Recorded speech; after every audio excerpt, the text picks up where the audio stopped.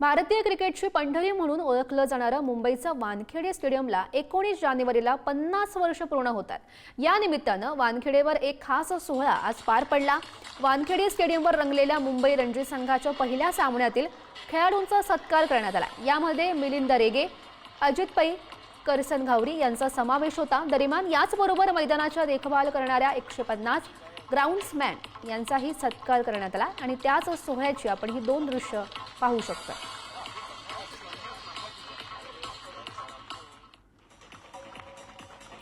एका ठिकाणी खेळाडूंचा सत्कार करण्यात आला त्यावेळीची ही दृश्य, सोबतच जे ग्राउंड्समॅन असतात त्यांचाही सन्मान करण्यात आला आणि त्यावेळी आदित्य ठाकरे सुद्धा उपस्थित होते।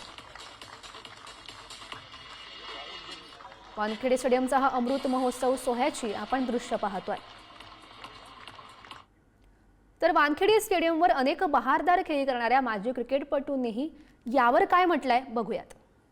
हा सोहळा खूपच महत्त्वाचा होणार आहे, कारण 50 वर्ष या स्टेडियमची सर जसं आपण म्हणतो ही पंढरी आहे तुम्हा लोकांसाठी, आणि आजचा सोहळा तुम्ही पाहिला, किती आनंद होतोय हा सोहळा होताना। नक्कीच आपण जसं लहानपणी आम्ही 14 वर्षाचे असताना पाहिलेलो की जे स्वप्न होतं की वानखेडे स्टेडियमवर खेळायचं, आणि ते स्वप्न खरं झाल्यानंतर आज 50 वर्ष ह्या वास्तूला होत्यात। आणि नक्कीच आज आपल्याला नक्कीच त्यांना विसरता कामा नाही की ज्यांच्यामुळे हे स्टेडियम झालं। मला वाटतं शेषराव वानखेडे साहेब की ज्यांनी थोडा वेळेला सिंहाचा वाटा होता की हे मैदान बनवण्यात, कारण कितीतरी अडचणी होत्या आणि त्याचा मला वाटतं पुढील येणाऱ्या भारतीय संघाला पण झालाच, पण मुंबई क्रिकेटला एवढा फायदा झाला की आपण आज भारतामध्ये आपण 42 वेळा रणजी ट्रॉफी जिंकला आणि दुसरा संघ 8 वेळा आहे।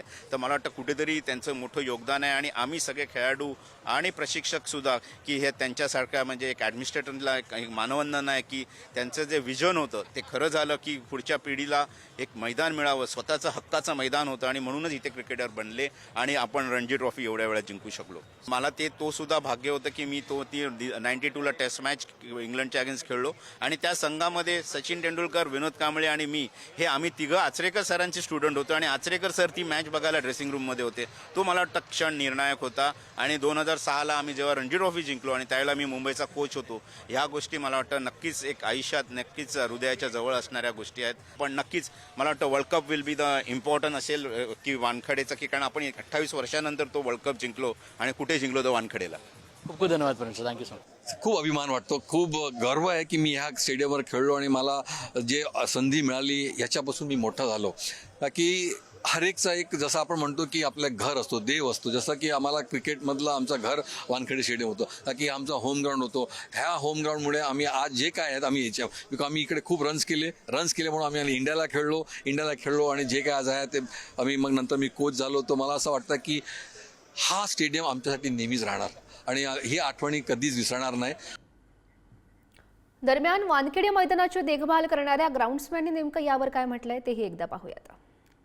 आमच्या मुंबई क्रिकेट असोसिएशन वानखेडे स्टेडियमला 50 वर्ष होतात। आज आम्ही जसं आमचं संपूर्ण स्टाफ, आमचं मॅनेजिंग कमिटी, त्याचप्रमाणे आम्ही संपूर्ण ग्राउंड स्टाफ देखील, आम्हाला देखील खूप आनंद वाटतो आहे 50 वर्ष होताना। सचिनने जेव्हा लास्ट मॅच केली आणि त्यांचा इकडे सत्कार झाला, तो मुवमेंट्स आम्हाला खूप आठवतो की त्यांनी जे लास्ट मुवमेंटला जे इथूनच ते निघून जात होते तिकडे, आणि ते पिचला जेव्हा पाय पडले तो आमच्या पूर्ण सर्व ग्राउंड्सच्या डोळ्यामध्ये अक्षरशः अश्रू आलेले।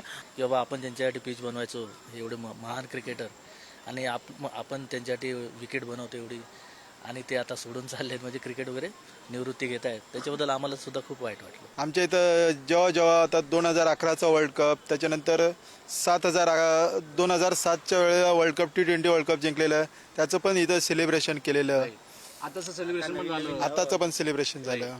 तर अशा खूप आठवणी आहेत।